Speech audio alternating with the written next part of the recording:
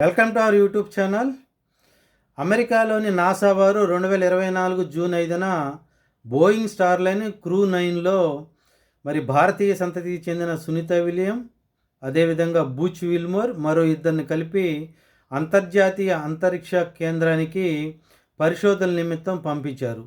అయితే వీరు వెళ్ళిన ఈ క్రూ 9 వ్యోమనౌకలో కొన్ని టెక్నికల్ ఇష్యూస్ రావటం వల్ల వాళ్ళు 8 రోజుల తర్వాత భూమికి చేరుకోలేకపోయారు. ఇప్పటికి 288 రోజులు అయ్యింది, సుమారు 9 నెలలు. భారత కాలమాన ప్రకారం ఈరోజు మార్చి 19, 2025 బుధవారం ఉదయం 3:27 వాళ్ళు ఫ్లోరిడాలోని సముద్ర తీరానికి ల్యాండ్ అయ్యారు. వెనువెంటనే వారిని హ్యూస్టన్లోని జాన్సన్ స్పేస్ హాస్పిటల్కి తరలించారు. ఎందుకంటే వారు గురుత్వాకర్షణ శక్తి భూమి మీద ఉంటుంది కాబట్టి దానికి వాళ్ళ శరీరం అలవాటు పడాలి.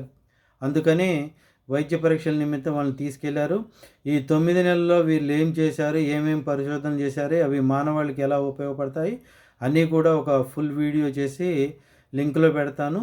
అందరూ చూస్తారని ఆశిస్తున్నాను. ఇప్పటివరకు నా ఛానల్ని సబ్స్క్రైబ్ చేసుకోకపోతే ప్లీజ్ సబ్స్క్రైబ్ చేసుకుని బెల్ ఐకాన్ని యాక్టివేట్ చేయండి. నేను పెట్టే ప్రతి వీడియో కూడా మీకు రీచ్ అవుతుంది. మరిన్ని మంచి విషయాలతో